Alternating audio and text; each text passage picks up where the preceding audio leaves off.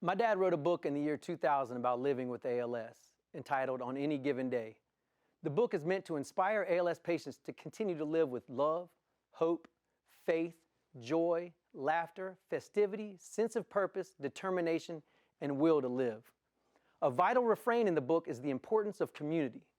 One of my favorite lines explains that many of the things essential for recovery or for living are incredibly expensive. But those things that are beyond the reach of most individuals are easily within the grasp of a caring community.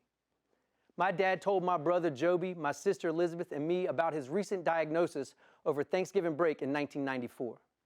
The very next day, my mom and dad flew to Houston, Texas, because that is where the best ALS doctors in the world were located. I was 20 years old and had to go back to college life at Denison University in Ohio. But when I saw him a month later, he told me a story about the power of a caring community and what its spirit can accomplish. The morning they flew to Houston, he sent a letter to his friends telling them that he had ALS. And in the letter, he listed two main points he wanted them to understand. One, his life is blessed. Two, his life is blessed because of his friends. He knew he would need their love and support. He wrote, "We believe very strongly that God's sustaining care will be brought to us through the fellowship of family and friends in whose love we can see and know God's love." To personify the power of fellowship, he added, "A good hug is great theology." He told them that by the time they received the letter, he would be in Houston for a week of intensive evaluation and diagnosis. That was putting it lightly. He underwent more tests in one day in Houston than he had in an entire month in Charlotte.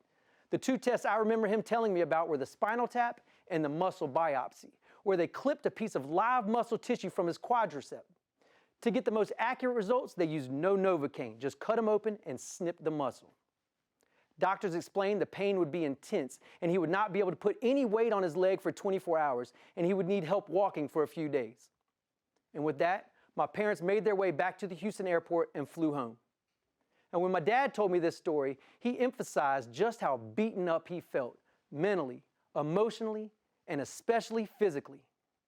As they reached their car at the Charlotte Douglas Airport, which happened to be on December 1st, 1994, my dad's 54th birthday, my mom helped him into the back seat, and there he rested, stretched out on his back, thinking about his present pain and his life ahead. Actually, he was not just resting, he was hiding. He did not want to see anybody. But my mom sat up a little taller in the driver's seat as they turned onto Biltmore Drive and our house came into view.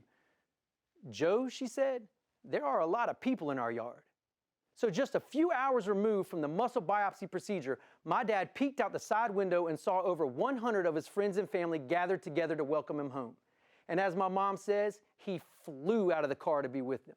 There was a banner that stated, "A good hug is great theology," and people wore t-shirts declaring the same message, all adorned with the first generation of the cartoon heart being hugged by two arms created by my cousin Jim, which has now evolved into the current logo of the Joe Martin ALS Foundation. And my dad not only put weight on that leg and walked around without assistance, he spent the next few hours standing, laughing, and eating birthday cake with his friends. Perhaps the doctors underestimated the miracle of a caring community. A team had assembled right there on the front lawn, and my dad recognized hope. He was eager to share this feeling of hope with every ALS patient in the world. He believed that with the technology available and a team of supporters, that ALS was not a fatal disease. Hopelessness was killing ALS patients. And hopelessness is curable. My dad's team mobilized to spread this message of hope and continue to add players to the roster in the following weeks, months, and years.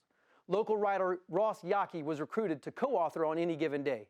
I imagine that book going out into the world like a scout, finding the hands and eyes and hearts of ALS patients and their families who need encouragement.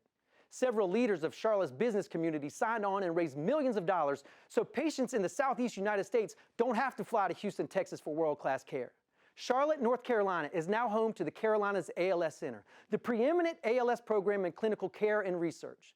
And of course, my dad's team grew to include Neil Cottrell and an incredible staff of caregivers. Professional care is essential for ALS patients, and I cannot imagine what life would have been like without them. They are the ones who helped my dad meet his daily challenges. They encouraged him and motivated him to not let ALS ruin his life. That's where the plans for the Joe Martin ALS Foundation began. My dad wanted every ALS patient they could reach to have this same level of love, support, and professional care. The Joe Martin ALS Foundation remains true to the plans that Neil and my dad discussed during their years together. The foundation believes that with the help of family and a caring community, people with ALS can live with purpose, with joy, and with hope. My dad's team continues to grow even 15 years after his death. His book is still being read. The ALS Center continues to be world-class. And the Joe Martin ALS Foundation has now impacted over 700 families by helping them navigate an active life with ALS. And now we have you. My dad kept words of inspiration by his bed. This is the day the Lord has made. Get up, go to the ballpark, and do your very best. This whole journey began with a group of friends gathered in the front yard who understood it is the responsibility of a community to provide hope. A spirit of hope can make all the difference to help ALS patients remain determined to go to the ballpark and do their very best.